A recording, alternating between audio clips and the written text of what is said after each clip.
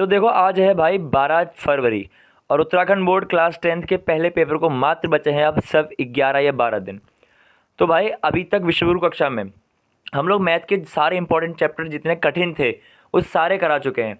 सारे PYQs बहुत important सारे क्वेश्चंस करा चुके हैं, सारे होमवर्क भी तुम्हें दिए हैं। मतलब मैथ की पूरी बढ़िया तैयारी हो चुकी है।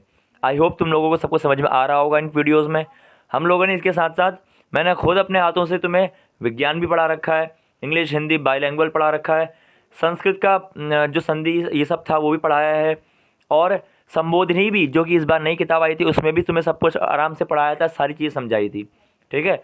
और ऐसे ही SST के मोस्ट इंपॉर्टेंट सारे क्वेश्चन मैंने तुम्हें कराए थे MCQs वाले।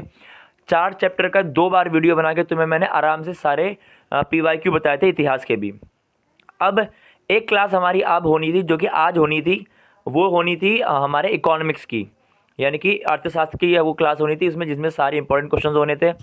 मैंने सबसे पहले लॉन्ग क्वेश्चन लिए हैं, वो कुछ पिछले सालों के क्वेश्चंस भी हैं, कुछ इंपॉर्टेंट क्वेश्चंस भी हैं। उनके मॉडल आंसर लिखने के लिए लग रहा है टाइम। ठीक है, काफ़ी टाइम लग पा रहा है उसमें। मैं खुद अपने हाथ से सारी चीज़ें बना रहा हूँ तो काफ़ी टाइम लग रहा है अकेले करने में। ठीक है, इसलिए मुझे थोड़ा सा टाइम और चाहिए। जो क्लास आज होनी थी अब वो आज नहीं कर पाऊँगा मैं, क्योंकि आंसर अभी तैयार नहीं हुए हैं।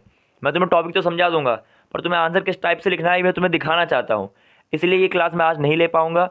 मैं कोशिश करूँगा कि आज रात में मैं सारे आंसर बना लूँ, कर तुम्हारी क्लास को ले लूँ।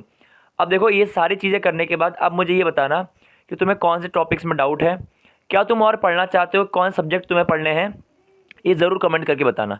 और ये बता देना कि भैया तुम्हारी तैयारी कैसी चल रही है। ठीक है, कितना कॉन्फिडेंस तुम्हें विश्वगुरु कक्षा के साथ मिल पा रहा है, कितना बेनिफिट तुम्हें हमसे हुआ है, विश्वगुरु कक्षा से हुआ है, तुम्हें लगा कि भैया ने हमें कुछ चीज़ें बताई तो उससे हमें बेनिफिट हुआ है। ठीक है, ये ज़रूर से बताना। और ये ज़रूर बताना अब तुम क्या क्या पढ़ना चाहते हो। देखो मेरे हिसाब से तो मैंने शायद बहुत कम चीज़ें रह गई हैं, और मुझे लग नहीं रहा है कि वो चीज़ें जो मैं सोच रहा हूँ शायद तुम्हारे लिए तुम्हें लगती हो कि भैया इतनी इंपॉर्टेंट है।